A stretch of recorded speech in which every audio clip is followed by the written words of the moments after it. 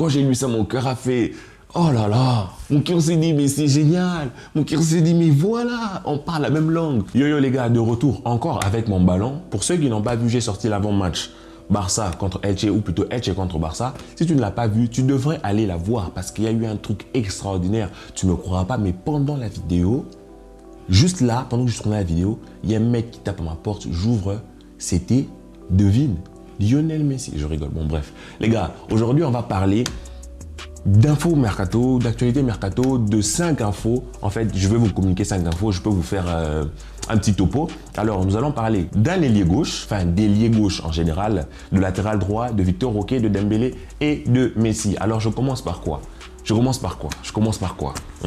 S'abonnez-vous.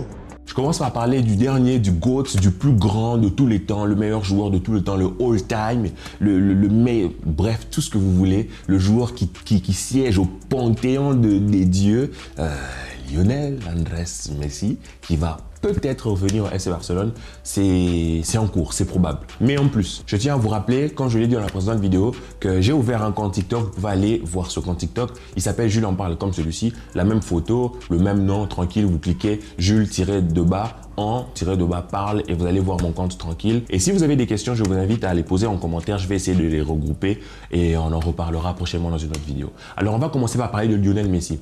Alors Lionel Messi, il y a des informations contradictoires. Pourquoi? Il y a des informations qui disent que oui, Lionel Messi serait finalement prêt à prolonger au Paris Saint-Germain s'il garde le même salaire, prolonger d'1 an, comme ça l'année d'après, il va aller jouer en MLS. À l'Inter Miami, avec les Busquets et Suarez, son rêve, les Jordi Alba, vraiment leur clique quoi. Alors, ça c'est une information, mais une autre information qui dit que le Messi est de plus en plus enclin à revenir au Barça et accepter un petit salaire, donc à prendre dans les 8-9 millions.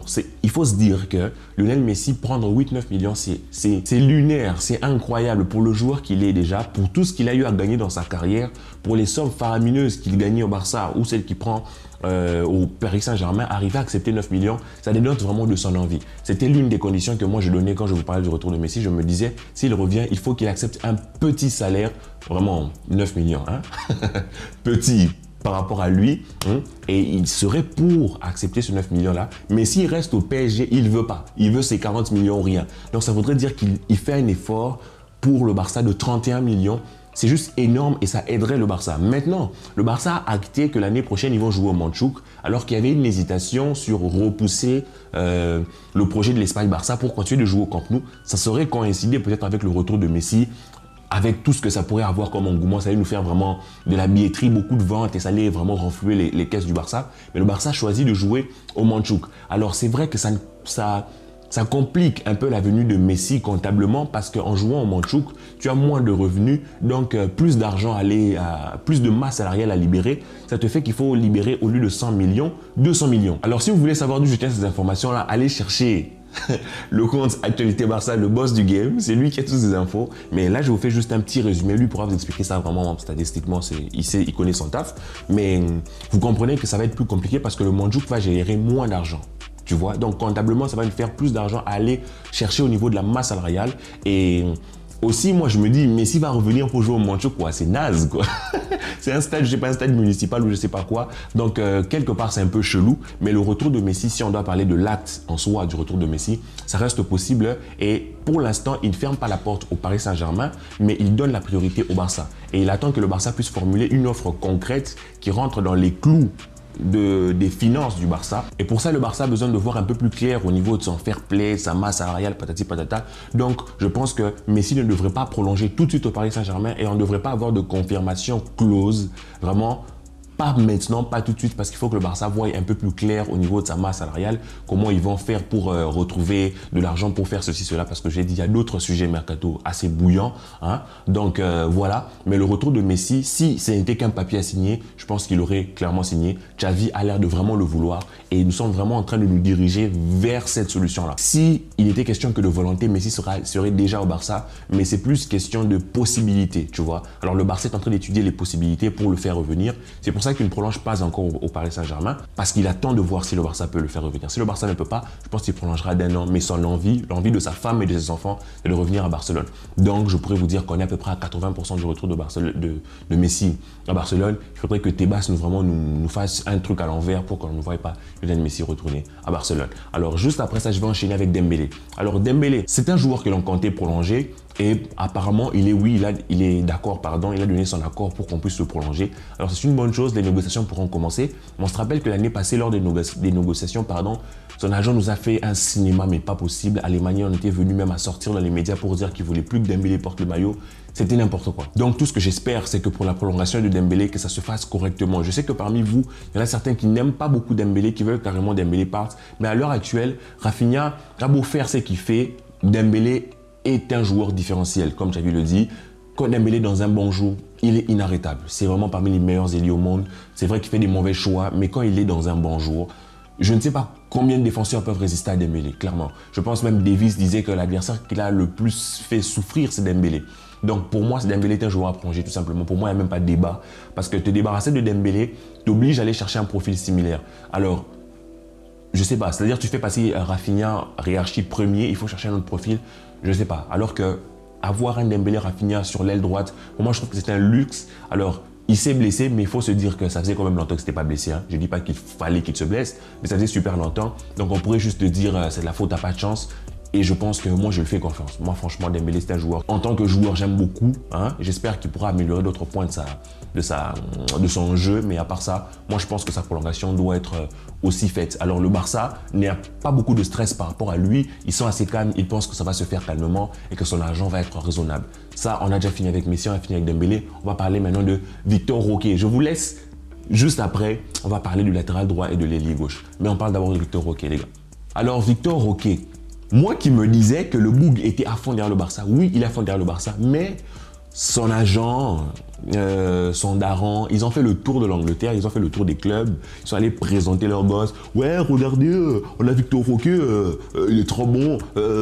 Mais les gars, je pensais que c'était le Barça que vous vouliez, tu vois. Mais bon, je comprends quelque part que la priorité de Roque est le Barça, mais il y a toujours une inconnue parce que le FC Barcelone est en train un peu de contacter ou de contracter certains joueurs sans forcément savoir s'ils vont pouvoir les inscrire. Déjà, je vous donne une grosse parenthèse. Inigo Martinez, Atletico Bilbao, aurait déjà signé au Barça.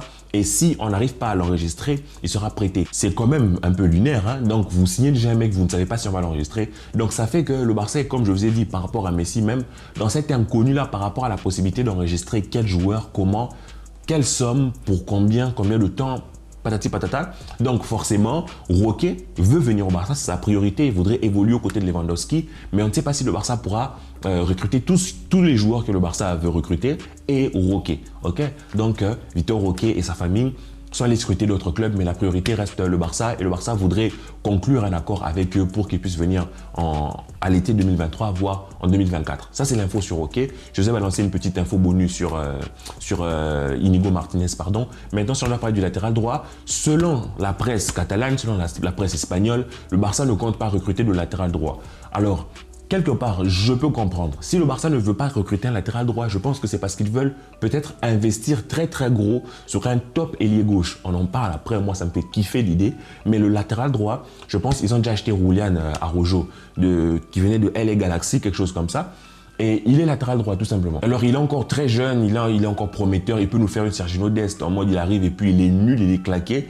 Mais il peut aussi être très bon. Donc je pense que le Barça a comme idée, Xavi a comme idée de se débrouiller avec lui, avec Sergio Roberto, avec Araujo et avec Jules Koundé qui vont essayer de gérer ce côté-là. Mais je ne sais pas si ça va forcément passer dans les grands matchs en Europe. Peut-être que dans les dernières minutes, ils vont voir s'ils peuvent aller chercher Foyf. Mais c'est à voir, ça veut déjà nous présenter quelque part qu'ils ne vont pas aller tout casser pour Cancelo. Ils ne vont pas aller tout casser pour Cancelo. Je pense que le Barça va donner la priorité à l'ailier gauche. Alors, s'il faut parler de l'ailier gauche, alors je vous disais, lorsque j'ai fait ma présente vidéo sur le Mercato, que moi, j'étais un peu triste que le Barça n'ait pas d'œil sur un ailier gauche, quelque chose comme ça, à part les Carrasco, ce genre de choses. Et aujourd'hui, je lis dans les médias que le Barça est d'accord pour dire que le Barça ne peut pas aller trop loin, très loin avec des champions sans un grand ailier gauche. Quand j'ai lu ça, mon cœur a fait boum. Quand j'ai lu ça, mon cœur a fait Oh là là, mon cœur s'est dit, mais c'est génial. Mon cœur s'est dit, mais voilà, on parle la même langue. Exactement ce que je voulais. Alors, si le Barça le dit, qu'est-ce que on peut y voir? Déjà, de 1, c'est que les ailiers gauches que l'on a vont partir. Hein? Ferran Torres, probablement, peut-être, Ansu Fati aussi. Et ça veut dire que le Barça va peut-être sacrifier un poste. Je pense que le poste qu'ils vont sacrifier, c'est le poste de latéral droit, je pense, pour aller chercher un gros crack ailier gauche. Alors, les questions que l'on se pose, les noms qui sortent dans les médias, il y a 3 noms qui sont sortis. C'est Mohamed Salah, qui n'est pas ailier gauche déjà. Qu'est-ce que tu veux faire avec un Salah à gauche? Je ne sais pas. Il y a Charel qui disait que mettre Mohamed Salah à gauche, c'est vraiment le même rangement qu'Ansu Fati, c'est éclaté. Mais à part lui, il y a aussi Heung-min Son de Tottenham et il y a aussi Luis Diaz de Liverpool. Alors c'est, moi par rapport à Mohamed Salah, je suis assez mitigé à ce poste-là de ailier gauche. À moins que tu prennes Dembélé, tu le mets à gauche, Salah, tu le mets à droite, franchement, peut-être. Mais sinon, je ne vois pas l'idée, je ne comprends pas l'idée. Mais sinon, Heung-min Son et Diaz, franchement, c'est du top. Moi, je kiffe Son. Diaz aussi, je kiffe. Mais Diaz, déjà, je pense, la communauté s'est plus prononcée sur Diaz. Il a un contrat jusqu'en 2027. Ça va nous coûter assez cher de le faire bouger. Et moi, je me pose la question. Il y a un mec, je vous l'ai dit. Il y a un mec en Italie, à l'AC Milan, il rit tout le temps. Léalio, son contrat en juin 2024 et apparemment, selon ce que j'ai vu à peu près sur les réseaux et tout, il voudrait pas prolonger avec l'AC Milan parce que l'AC Milan ne veut pas lui donner le salaire qu'il demande, qui est de 7 millions. En guillemets, 7 millions, c'est le salaire moyen que nous on donne à peu près à Lewandowski, à De Jong et tout. Mais le mec, il veut que 7 millions, son contrat c'est en 2024, c'est-à-dire l'année prochaine, il est libre. Allez, prenez-le.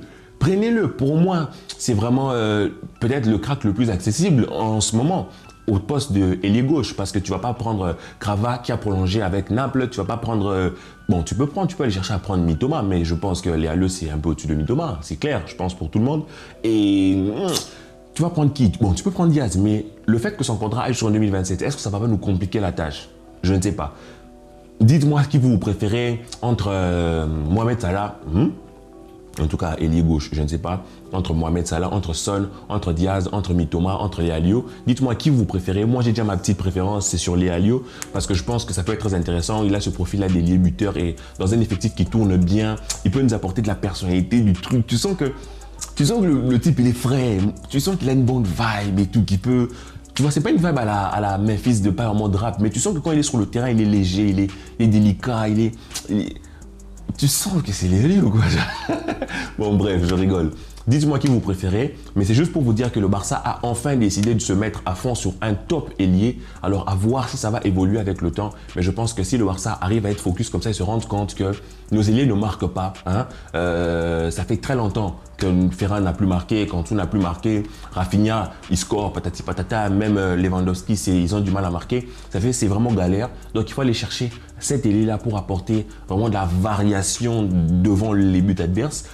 Donc, si le Barça arrive à recruter un top ailier, moi, je serais juste heureux avec quelques joueurs qui arrivent gratuitement. Ça serait juste trop beau. Ça serait le mercato de mes rêves. Et la saison d'après, on aurait une défense de malade mental avec si Alba part, avec Alonso, Baldé à gauche, avec en défense centrale, on aurait Inigo Martinez, on aurait Christensen, on aurait Alonso, on aurait Araujo. À droite, on aurait Julian Araujo, on aurait Sergio Roberto et Araujo peut y jouer, Jules Koundé peut jouer au milieu de terrain. Tu te retrouves, si Busquets part, tu te retrouves avec Kessié, Frenkie de Jong, Pedri, Gavi, Gundogan. Tu te retrouves avec peut-être le retour de Nico, magnifique. Peut-être tu vas faire venir Amrabat.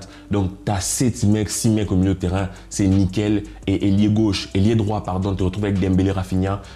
Attaquant, Lewandowski, Roquet, peut-être Aubameyang si on n'arrive pas à prendre Roquet. Et en ailier gauche, tu te retrouves peut-être mon rêve, ça serait Léalio. Et puis en remplaçant, je sais pas, n'importe quel joueur que vous voulez, vous le mettez là, même Abdé, je sais pas. Mais on aurait enfin quelque chose qui ressemble à une équipe qui me ferait kiffer même sur FIFA, tu vois. Mais bon, pour ça, il faut que le Barça travaille dur pour aller trouver les fonds, aller encaisser les sous vraiment avec tous les joueurs qui doivent partir, les Langlais que l'on vend, les Dest, patati patata, les baisses de salaire entre Frenkie de Jong, le départ peut-être de Busquets, le départ peut-être de Jordi Alba, tout ça, on verra. Mais ça reste dur. Le Barça, il travaille, Alemany, il travaille. Mais je pense que Alimani est un magicien, moi je fais confiance totalement. Voilà les gars. Alors dites-moi ce que vous aurez pensé de cette vidéo. Que la paix soit sur vous et peace.